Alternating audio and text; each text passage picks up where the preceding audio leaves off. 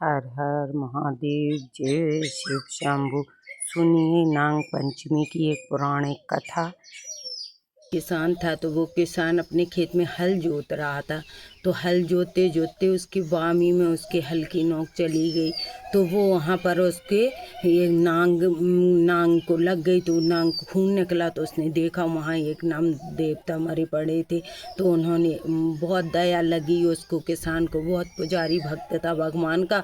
तो उसे भी बहुत लगा कि देखो हमसे आज एक अपराध हो गया। तो उसने वहीं गड्ढा खोदा, उसमें दबा दिया और फिर अपना हल जोतने लगा। फिर क्या देखता है, थोड़ी देर में उसी बामी के पास एक छोटा सा बच्चा नांग का फिर रहा है, घूम रहा है। तो उसने सोचा कि हो ना हो ये उसी नांग देवता का बच्चा है जो अब अपने परिवार को ढूंढ रहा है। तो उसने उसको उठा लिया, थोड़ी देर देखता रहा। तो वो उसको उठा के अपने घर ले आया।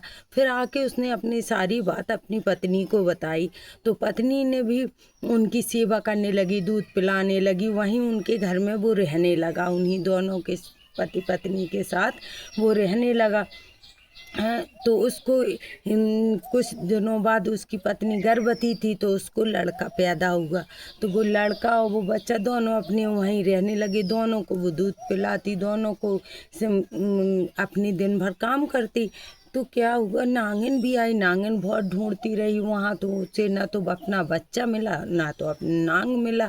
हैं तो वो वहाँ देखते हुए, किसान खेत पे रोज ही जाता था, जाए आए हो ना हो इसी ने हमारे खेत जोतते वक्त हमारे बच्चे को और नांग को खा लिया है। अब मैं इसको नहीं छोड़ूंगी।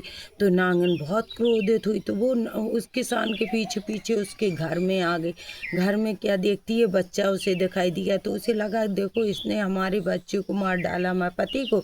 अब मौका नहीं मिला तो किसान को अभी नहीं मारे, बाद में मार देंगे, पहले बच्चे को डस लेते। तो उसने नांगन ने जाके बच्चे को डस लिया और निकल गई। और वहाँ खेत से किसान आ रहा था। तो उसने देखा घर से निकलते हुए नांगन को। तो वो समझ गया उसकी हो ना हो ये नांगन है और हमसे अपराध हुआ था, तो इसीलिए हमारे घर आई थी क्या। तो वो जल्दी से अंदर गया। उसने देखा तो उसका बच्चा नीला पड़ा था, बिल्कुल मर गया था। तो उसने कहा कि ये नांगन ही थी। तो वो हाथ जोड़े भगवान से प्रार्थना की, भोलेनाथ से, कि हे भोलेनाथ हमसे अपराध हो गया है, अब हम क्या करें। और अपनी क्षमा प्रार्थना करके फिर अपने घर आ गया। अब नागिन उसको किसान को डसने के लिए फिर उनके घर गई। तो क्या देखती कि वो एक सांप का बच्चा है, उसको दूध पिला रहे हैं, उसको पाल रहे हैं। तो नागिन को बहुत अपराध बोध हुआ। उसने लगा कि देखो तो हमने इनके बच्चे को तो डस लिया है, मार दिया है, और ये हैं तो हमारे बच्चे को पाल रहे हैं, दूध पिला रहे हैं। तो उसे दया आ गई। अब वो वहाँ से निकली, सीधी निकल के गई तो महादेव की मंदिर, तो वहाँ परिक्रमा करने लगी। वो एक इच्छाधारी नागिन थी। तो वो महादेव की परिक्रमा की।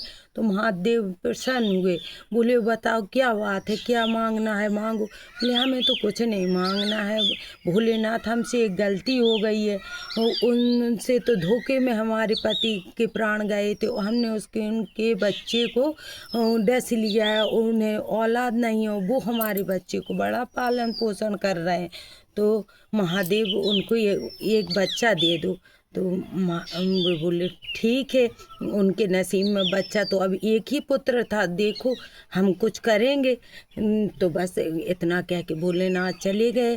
तो वहाँ क्या होता है कि एक वहाँ से राहगीर जा रहा था, उनके पीछे डकैत पड़ गए। तो वो नहीं, इनका घर पास में पड़ा तो इनके घर में घुस गए और उनसे कहने लगे कि देखो ये हमारे बच्चा और हम ही हैं, हमारे पीछे बहुत हमारे दुश्मन पड़े हैं डकैत, धन संपत्ति तो छीन ही लेंगे, हमारे बच्चे को हमको भी मार देंगे, तो तुम इसको ले लो। अगर हम जिंदा रहे तो अपने आएंगे तो अपने बच्चे को ले जाएंगे, और हम नहीं जाएंगे तो वो इधर भी आ जाएंगे।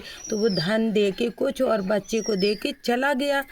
तो वहाँ चला गया तो वो वापस नहीं आया, उनको डाकुओं ने मार दिया। तो वो बच्चा उन्हें औलाद मिल गई, वो उसको नांग को दोनों को पालने लगे। नागिन भी वहीं रहने लगी, अपने बच्चे को पालता पोसता देखती और खुश होती, आशीर्वाद देती खूब मन भर के कि, और उसे भी खुशी होती कि चलो इनकी भी औलाद मिल गई है, किसी भी रूप में औलाद तो है, बच्चा तो है। तो वो दोनों में किसान मस्त रहने लगे अपने। तो एक दिन क्या, खूब बड़े जब हो गए, नांग का बच्चा बड़ा सियाना हो गया, तो उसने देखा तो उसने समझा, फिर वो भोलेनाथ के मंदिर गया कि अब हम यहाँ रहेंगे। सब आने जाने वाले डरने लगे थे, तो वो भोलेनाथ के मंदिर चला गया और खूब आशीर्वाद दिया। तो नागिन ने उन्हें एक मणि दी, बोली ये हमारे नाग देवता की निशानी है, अब तुमने हमारे बच्चे को पाल पोस के इतना बड़ा किया, और ये मणि ले लो तुम, और जो इसको किसी को भी सांप अगर डसेगा तुम छुआ दोगे तो उसको सांप का असर नहीं होगा, और तुम्हें जो मनोकामना करोगे तो तुम्हें पूर्ण होगी। तो वो मणि किसान को देके नागिन भी चली गई और दोनों महादेव के मंदिर में रहने लगी कुछ। वो अपने बच्चे के साथ रहने लगी, वो अपने बच्चे के साथ खूब सब तरह। हे भोलेनाथ, जो भूल चूक हुई हो तो माफ़ करना, सब पे दया करना और सबकी